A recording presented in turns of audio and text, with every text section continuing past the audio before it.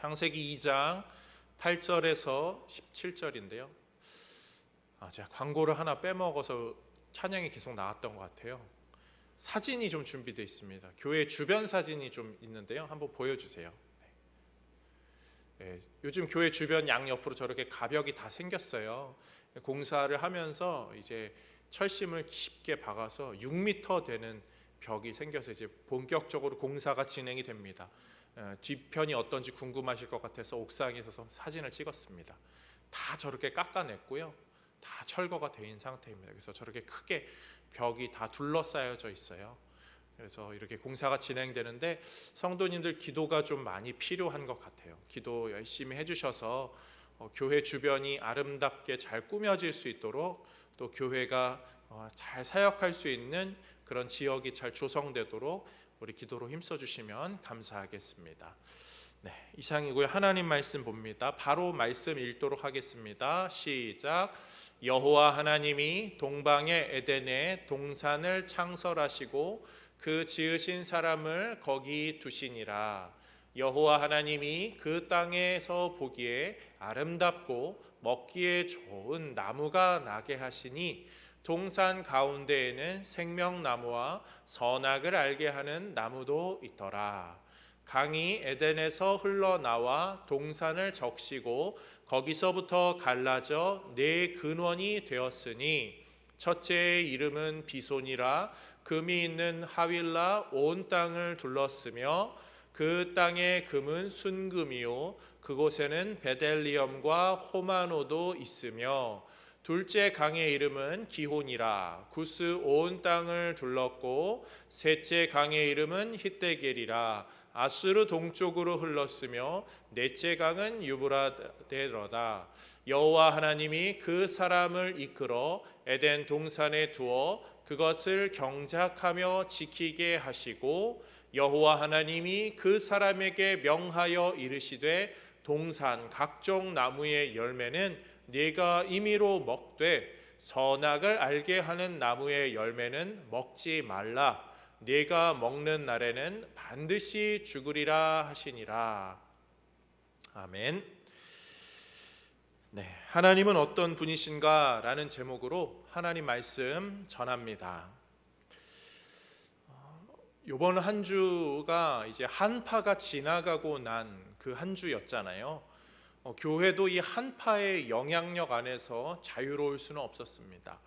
많은 분들이 교회에 이렇게 오가고 그랬던 건물이 이제 사람이 좀 줄고 사람이 오지 못하는 그런 곳이 되면서, 또 주위의 모든 건물들도 다 헐리게 되면서 바람을 그대로 다 맞았어요. 황소바람이 교회 안으로 숭숭 들어오더라고요. 그래서 그런지 이번 한파에 교회가 동파가 났습니다. 물이 얼었고요, 배관이 막히고 언관이 도무지 녹지 않다가 조금 녹으면서 언관 중에 약간 낡은 부분이 터졌어요. 그래서 교회가 물난리가 한번 났어요. 지금도 지하에 가면요, 부엌에 텍스를 다 뜯었어요. 교역자들이 한밤중에 나와가지고 그거 다 뜯고 막 배관 이렇게 하고 물 다 뒤집어 쓰고, 그런 고생을 좀 이번 주에 했어요. 그런 일련의 과정들을 거치고 그 다음날 막 뚫는다고 교역자들이 기술을 제대로 하겠어요. 그렇지만 기계 가지고 막 그 수증기 막 쐬면서 화장실이다 부엌이다 다 뚫고 보일러실이다 구석구석을 아주 그냥 따뜻한 바람 쐰다고 이것저것 다 동원했습니다. 고생에 고생을 좀 많이 했는데요, 그것들을 보면서 이런 생각을 좀 하게 됐어요. 잘 만들어 놓은 게 문제가 생겼을 때 또 그것을 고쳐서 이전처럼만 복원하려고 해도 굉장한 수고와 노력이 필요하구나. 우리가 사실 좀 그런 은혜를 좀 받은 거 아닌가? 하나님이 이 세상을 잘 만들어 놓으셨는데 이 세상에 문제가 생겼어요. 그런데 그것을 잘 하나님이 복원하시려고 예수를 보내시고 그것을 더 이렇게 수고로이 아름다운 나라로 만들어 가시는 그 수고, 더 큰 수고가 들어가는구나. 하나님은 우리를 그렇게 참 사랑으로 품어주시는구나 생각하게 됐죠. 또 한편으로는 목회적으로 이런 생각을 하게 됐어요. 이 코로나 시대 때문에 교회나 시대 상황이 이래저래 더 많이 바뀌게 되었고, 가장 중요한 건 우리의 인식이 변했죠. 그리고 사람들의 시선도 많이 바뀌었어요. 이 코로나 기간에 교회라고 이름하는 곳에서 보여준 안타까운 모습들에서 시선도 바뀌어서 우리의 신앙생활은 정말 더 어려워졌죠. 이것을 회복하게 하려면 우리는 예전만큼의 힘 정도가 아니라 그것보다 더 많은 힘과 노력, 수고를 들여야겠구나. 쉽지 않겠다. 원상복구하는 거 정말 쉽지 않겠다. 그런데 한편으로는 그 큰 사랑, 더 큰 사랑을 보여준 하나님은 반드시 우리를 이전보다 더 나은 상태로 회복해야 하는 은혜의 역사를 이루실 것이다. 저는 이 믿음으로 이 한 주간을 보냈어요. 원상복구하는데 굉장한 수고와 노력이 필요하겠지만, 또 그것을 우리가 감당하는 게 굉장히 힘겨울 수 있겠지만, 반드시 하나님은 그것보다 더 나은 아름다운 회복을 이루실 것이고, 또 예수 사랑으로 그것을 보여주셨듯이 모든 교회들이 그 영광 나라 갈 때까지 그 은혜를 베풀어 주실 것이다. 같은 마음으로 소망하면서 오늘 본문의 말씀으로 우리 하나님은 과연 어떤 분이신가, 그 일을 행하시는 하나님이 어떤 분이신가 은혜 나누는 이 시간 되기를 주님의 이름으로 축복합니다. 우리 첫 번째 대지를 함께 읽어보겠습니다. 시작. 하나님은 시작의 주인이시다. 아멘. 창세기 말씀은 하나님이 시작하고 계시는 것을 여러모로 보여주고 있습니다. 그 가운데 오늘 본문의 대다수의 구절들 다 읽지는 않겠지만 8절, 9절, 15, 16절의 앞부분만 한번 읽어보겠습니다. 시작. 여호와 하나님이 9절이요. 여호와 하나님이 15절, 여호와 하나님이 16절, 여호와 하나님이 이렇게 됩니다. 다 읽을 수는 없지만 이렇게 생각하시면 좋을 것 같아요. 창세기는 하나님이 시작하고 계신 걸 보여주고 있고, 오늘 읽은 구절은 여호와 하나님이 에덴 동산을 창설하시고, 여호와 하나님이 나무를 지으시고, 여호와 하나님이 그것을 거기에 두시고, 여호와 하나님이 명령하시고, 여호와 하나님이 이렇게 저렇게 하셨다. 하나님이 누구신가? 하나님은 그 시작점에서부터 창조하시고 이끌어가는 분이시다. 그 시작의 주인이심을 성경은 말해주고 있습니다. 우리가 이 부분을 반드시 잘 알아야 하는 이유는요, 우리라는 존재가 자꾸 여호와 하나님이가 아니라 내가라고 하는 자신이 주인 되려 하는 습성을 가지고 있기 때문이죠. 그것에 대하여서 하나님은 태초에 하나님이 천지를 창조하셨어. 여호와 하나님이 에덴 동산을 지으셨고, 여호와 하나님이 사람을 지으셨고, 여호와 하나님이 동식물을 지으셨고, 여호와 하나님이 사람을 거기에 두셔서 여호와 하나님이 명령하셨지 다스리라고 하나님이 주인이심을 계속 가르쳐주고 있습니다. 창세기는요, 그러한 하나님이 주인이심을, 하나님이 그 시작점이심을, 하나님이 창조주이심을 이야기하는 내용과 더불어서 그것을 자꾸 본성적으로 죄악적으로 거스르려 했던 사람들의 이야기가 나타납니다. 하나님이 창조주 전능자이신데 그분의 명령을 거역했던 아담과 하와 이야기, 하나님이 창조주이시고 생명의 주관자이신데 그 생명을 함부로 해하였던 가인과 아벨 이야기, 하나님이 그 땅에서 생육하고 번성하고 하나님의 뜻을 따라 살려라고 했는데 그 번성하고자 했던 하나님의 뜻에 정면으로 대항해서 탑을 쌓았던 사람들의 이야기, 하나님의 명령 따라서 사는 것이 맞는데 자신의 인간적인 뜻으로 살려고 했던, 그리하여서 죄악이 관영하여서 결국은 하나님이 심판하였던 노아의 홍수 이야기, 하나님이 창조주이고 하나님이 모든 것의 전능자이고 주권을 갖고 계신데 그것을 거역하고 반역했던 이야기가 계속적으로 창세기에 등장합니다. 그러면서 깨우쳐 주는 거예요. 하나님이 주인이셔. 사람이 주인이고 인간이 주인이 되려 했던 시대에 그런 사람, 그런 상황들이 어떻게 됐는지를 여기서 봐라. 하나님은 결국 자신의 주인 되심을 드러내셨다. 사랑하는 성도님들, 하나님이 주인이심을 믿으십니까? 하나님이 나의 인생의 모든 시작과 끝을 주관하시면서 그 시작점에서부터 나를 이끌어 가시기에 내 인생의 주인은 하나님이십니다 라고 하는 신앙의 고백이 우리 안에 있습니까? 그렇다면 우리는 하나님의 말씀을 들어야죠. 하나님이 주인이시고 하나님이 주인 되심을 성경이 가르쳐주고 있다면 그 말씀을 들어야 합니다. 그런데 우리라는 존재가요, 사실 얼마나 간사하고 얼마나 모순된지 모르겠어요. 우리 사람들이요, 조언 듣기를 얼마나 귀중하게 여깁니까? 워렌 버핏이라고 하는 투자의 귀재 있잖아요. 그 사람하고 한 번 식사하기 위해서 엄청난 거금을 드립니다. 빌 게이츠가 한 번 와서 강연을 한다고 해보세요. 사람들이 드글드글 바글바글 할 거예요. 어떤 유명 인사가 무슨 미래 정책에 관하여서 아니면 교육에 관한 굉장한 중요한 정보, 아니면 투자, 주식, 부동산 이런저런 것들에 대한 좋은 정보를 가지고 뭔가 조언을 해주겠다라고 하면 사람들이 줄을 서서 기다립니다. 그런데요, 우리는 그런 조언 듣기를 굉장히 갈구하지만 우리의 삶에 밀접한 부분이면 부분일수록 조언을 듣고 싶어 하지 않아요.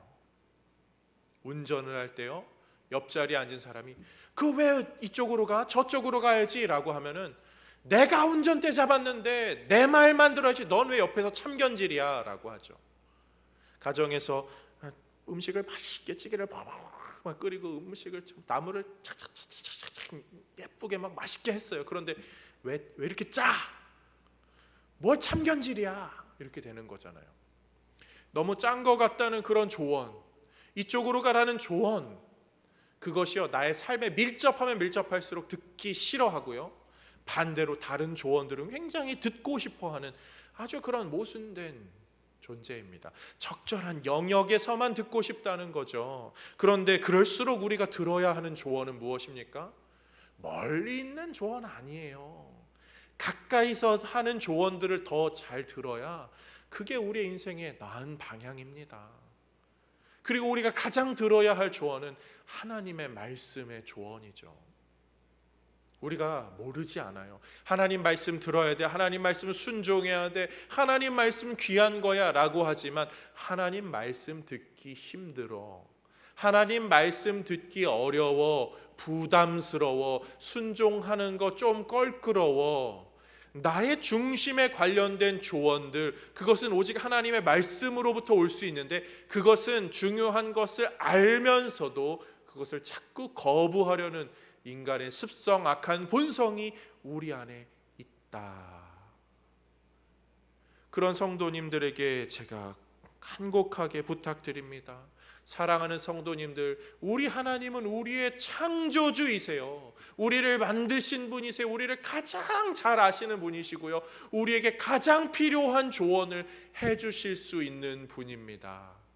그런 면에서 모든 시작의 주인 되신 하나님을 의지하며 그분의 음성 듣기를 갈구하는 우리 모든 성도님들이 되시기를 주님의 이름으로 축복합니다.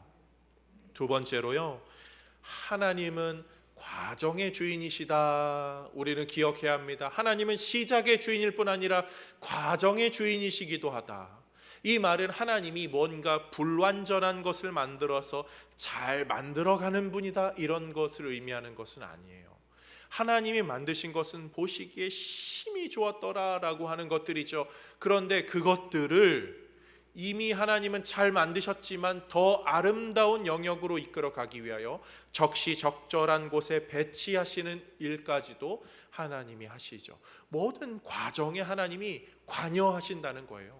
그냥 만들어 놓고 나는 너무 잘 만들었으니까 알아서 잘 살아 이렇게 방관하는 것도 아니고, 내가 좀 덜 만들었으니까 손이 더 가야겠다, 이런 의미도 아니고요. 하나님은 이미 완벽하게 잘 만드셨지만 그것이 더 아름다워지기 위하여 적시적절한 곳에 배치하시고 나름의 뜻과 목적을 가지고 그 일을 진행해 가시는 분, 그 주도권을 하나님이 갖고 계시다 말씀드립니다.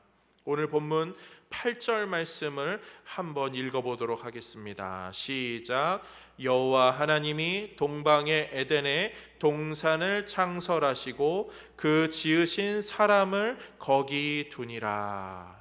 아멘. 에덴을 창설하시고 그 지으신 사람을 거기에 두십니다. 나무와 동식물을 다 만드시고 그것들을 하나님이 거기에 적시적절하게 배치하시고 거기서 열매를 맺게 하시고 그 열매가 맺어지는 것으로 그 사람이 마음껏 먹고 마시고 편히 살 수 있도록 그 과정 또한 하나님이 준비하시고 이끌어 가시죠. 그래서 에덴 동산의 삶이 정말 그 궁극적인 삶과 너무나 닮아 있어요. 9절 말씀도 그렇게 말하잖아요. 여호와 하나님이 그 땅에서 보기에 아름답고 먹기에 좋은 나무가 나게 하셨다. 나무가 알아서 자란 것이 아니라 여호와 하나님이 나게 하신 거예요. 하나님이 그 모든 과정을 주도하세요. 왜요? 하나님은 이유가 있거든요. 목적이 있거든요. 거기서 잘 살고 편히 살 수 있도록 하나님은 그 모든 것을 주관하고 계신 거예요. 과학자들은 이야기하죠. 이 세상은요, 우연히 뻥 터져가지고 그 수억 수천만 분의 1의 우연으로 이 세상이 만들어지고 조성되어 가고 있습니다. 우리가 알지 못하는 그런 우연의 사건들이 일어납니다 라고 이야기하지만 하나님은 우연으로 일하지 않으세요. 하나님은 이유와 목적을 가지고 모든 것을 지도해 가십니다. 모든 것을 주도해 가시죠. 그 중에는 우리가 이해하지 못하는 영역이 있을 뿐이지 하나님은 다 이유와 목적을 갖고 계세요. 그래서 전도서 기자는요 이렇게 말하죠. 전도서 3장 1절 범사의 기한이 있고 천하 만사가 다 때가 있나니. 누구의 때죠? 하나님이 정한 때, 하나님의 이유와 목적이 있어요. 사람을 만드신 이유도, 해달별을 두신 이유도, 나무를 하필 거기에 두신 이유가 있다는 거예요. 우리가 이해를 못하는 선악과를, 그 열매를 거기 두신 이유도 있지만 하나님은 나름의 이유가 있어요.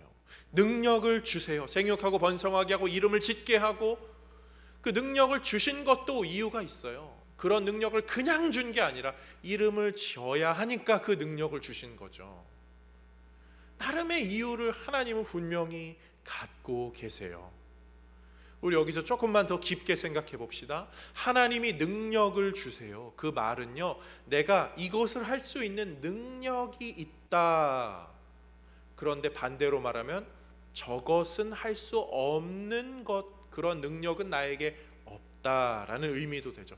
일부의 능력을 갖고 있다면 다른 일부의 능력은 나에게 주어져 있지 않다라는 것을 인지하게 돼요. 내가 어떤 부분을 할 수 없다라는 것은 동시에 무엇으로 연결되냐면요, 그 모든 것을 하시는 나보다 더 뛰어난 존재가 계시다, 전능자가 계시다, 소위 말하는 신이 있다, 하나님이 계시다라는 것으로 이어지죠.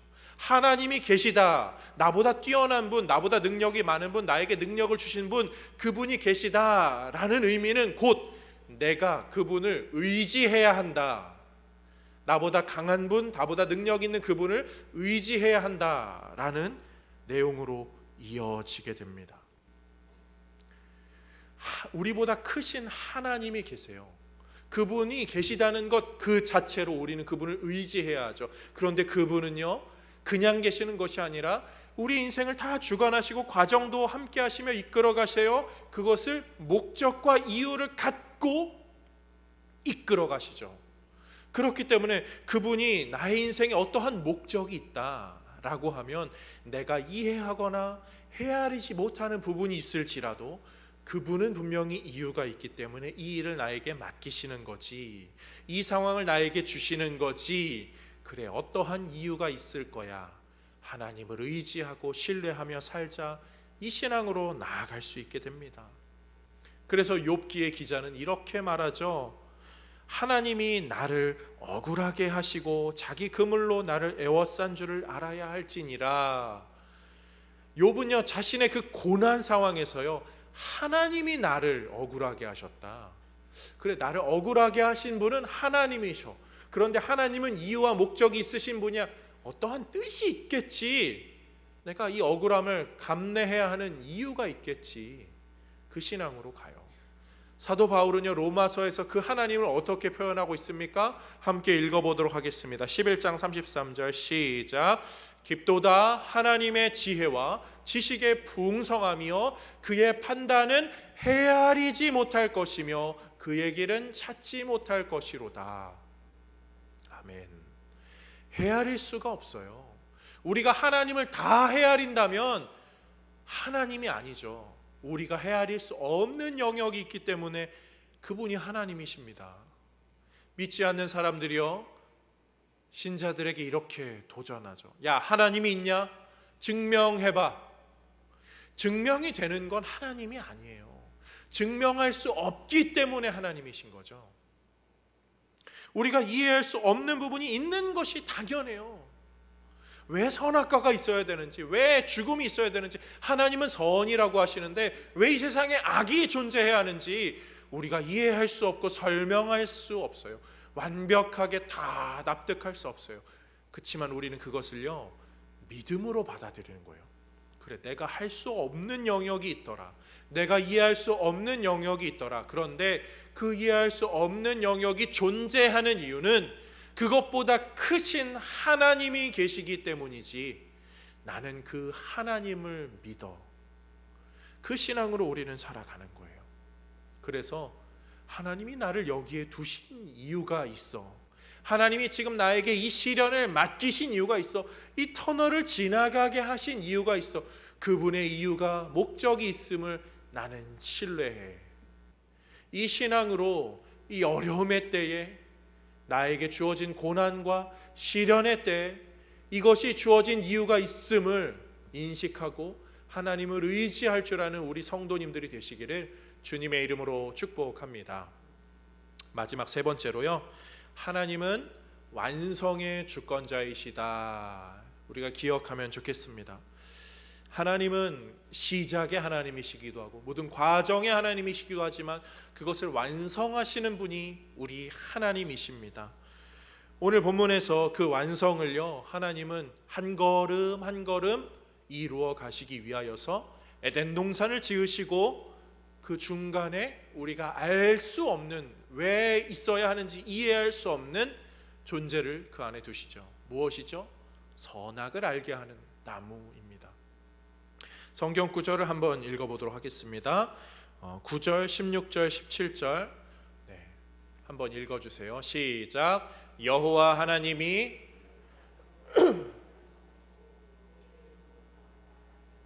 동산 가운데에는 생명나무와 선악을 알게 하는 나무도 있더라.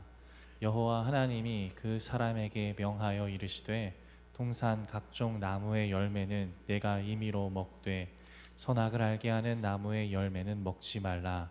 내가 먹는 날에는 반드시 죽으리라 하시니라. 아멘. 선악을 알게 하는 나무, 그 열매, 그것이 왜 존재해야 하는지 참 우리는 알 수 없습니다. 아니, 왜 열매가 있어야 돼? 왜 죽음이 있어야 돼? 그런데 이 죽음이라는 것이 존재하기 때문에, 선악을 알게 하는 그 열매가 있기 때문에 이 피조물들은 자신이 피조물임을 인식하게 됩니다. 아담과 하와가요, 선악을 알게 하는 나무를 보면서 저거 먹으면 죽어. 원래 우리는 안 죽어. 동물들은, 주변의 동물들은 때가 되면 죽고, 그렇게 나무들은 순환하면서 자연은 그렇게 가지만 나는 안 죽어 라고 생각하는 존재였죠. 그런데 저 나무의 열매를 먹으면 나는 죽어. 다시 말하면 저 나무의 열매를 먹지 않으면 나는 안 죽어. 그런데 그 나무가 만약에 없다면 나는 안 죽는 존재야, 나는 신이야, 이렇게 되어버리는 거죠. 그런데 그 나무가 있기 때문에 나는 저거 먹으면 죽을 수도 있는 존재야, 죽게 되는 존재야. 저것을 지으신 분이 계셔. 저것을 두신 저기 두신 분이 계셔. 나보다 더 큰 분이 계셔. 내가 신이 아님을 알게 하는 그 진정한 신, 전능자 하나님이 계셔. 그것을 인식하게 하는 것이 이 선악과이죠. 하나님은 그것을 지금 아담과 하와에게 가르치게 하기 위하여서 이 죽음이라는 것, 선악을 알게 하는 나무라는 그 열매를 거기에 두신 거예요. 우리 그렇게 인생을 배우잖아요. 병에 걸려본 사람이 건강의 소중함을 압니다. 그냥 늘 건강한 사람은요, 건강의 소중함을 알긴 알지만 정말 피부로 와닿게 알지는 못해요. 정말 죽음의 위기를 겪어본 사람이 생명의 소중함을 알죠. 그러하기에 죽음이라는 것을 알아야 이 영생의 귀중함을 알게 됩니다. 하나님이 우리 인생에 왜 죽음을 주셨나, 왜 아픔을 주셨나, 우리는 다 헤아릴 수 없지만 이거 하나는 확실해요. 우리가 인생에서 아픔이라는 걸 경험해 보기 때문에 아픔이 없는 그 나라를 사모하게 되죠. 인생의 죽음이라는 두려움을 맞닥뜨리기 때문에 그 두려움이 없는, 죽음이 없는 그 영원 나라를 진정으로 사모하게 되죠. 하나님은 그것을 위하여서 우리에게 이 죽음을 가르치시고 이 죄악을, 질병을 이 땅 가운데 여전히 존재하게끔 하시는 거예요. 천하 만사에 다 때가 있는데 그 때를 위하여서.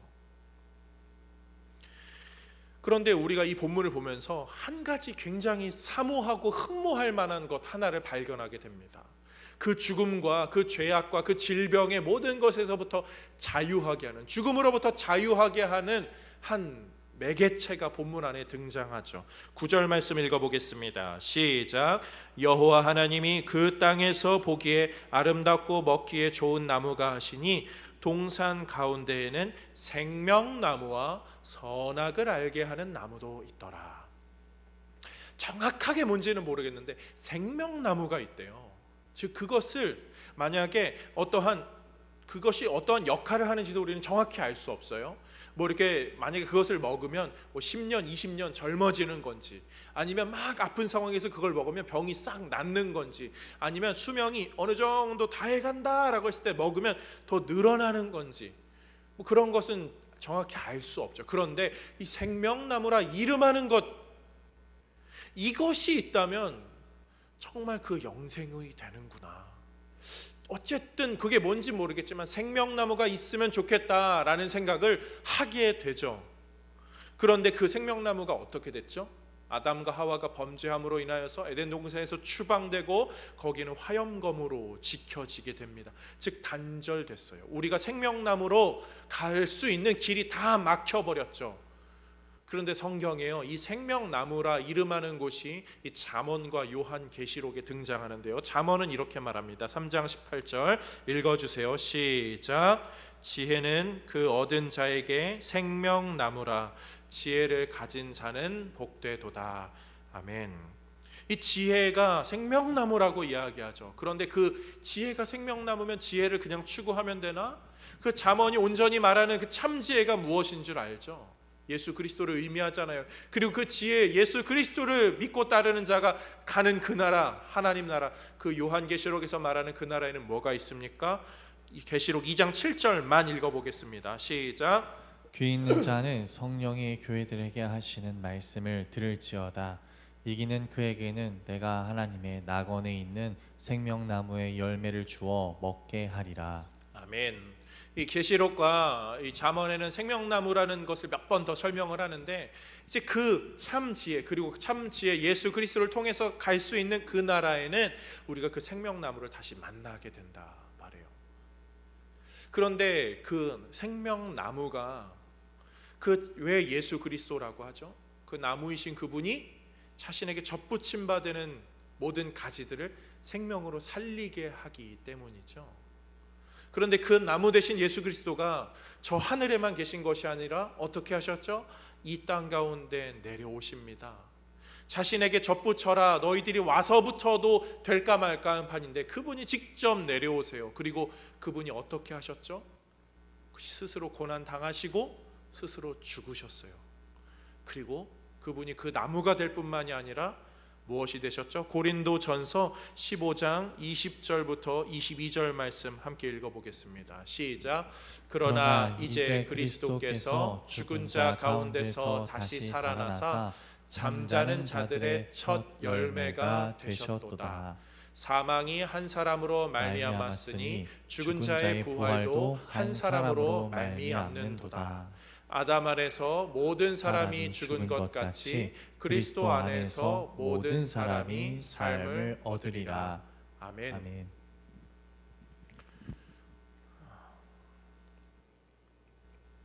예수님이요, 이 땅 가운데 내려오셔서 스스로 심겨지셨어요. 그리고 자신이 첫 열매가 되셨죠. 우리가 좀 전에 읽은 이 고린도전서의 말씀을 보면요, 사망, 열매, 한 사람, 생명, 삶. 오늘 우리가 읽은 창세기 본문이요, 선악을 알게 하는 나무의 열매, 아담이라는 한 사람, 죽음, 거기서 살게 하시니, 이 그 단어들을 가지고 재조합으로 고린도전서의 그 기자는 오히려 예수 그리스도를 소개하고 있죠. 처음 잘못 먹은 그 열매, 그 한 가지 열매로 들어온 이 죄악의 문제를 유일하게 해결할 수 있는 참 진리의 한 열매가 있다. 그 열매가 바로 예수 그리스도이시다. 우리에게 알려주고 있어요. 그분이 우리의 첫 열매, 부활의 첫 열매가 되셨어요. 나무이신 그분이 직접 심겨지셔서 첫 열매가 되신 거예요. 이 첫 열매라는 것이 무엇을 의미합니까?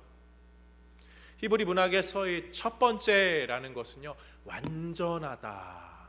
그래서 첫 그 양의 새끼는 완전하고 흠이 없는 제물이 되는 거죠. 그리고 첫 번째 그 열매가 완전해요. 더 이상 모든 것을 대표하는 그 열매가 되는 거예요. 그리고 그 히브리 문학에서의 첫 번째의 또 다른 의미는요, 첫 번째라는 것은 모든 것을 대표하는 의미가 있죠. 그래서 우리가 11조를 드릴 때 하나님, 모든 나의 재물의 일부분이지만 이것이 모든 것을 대표합니다.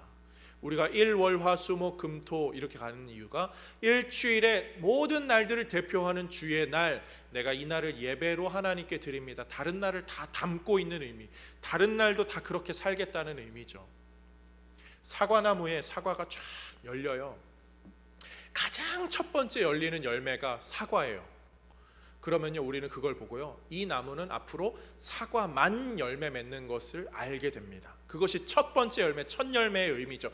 대표의 의미도 갖게 되는 거예요.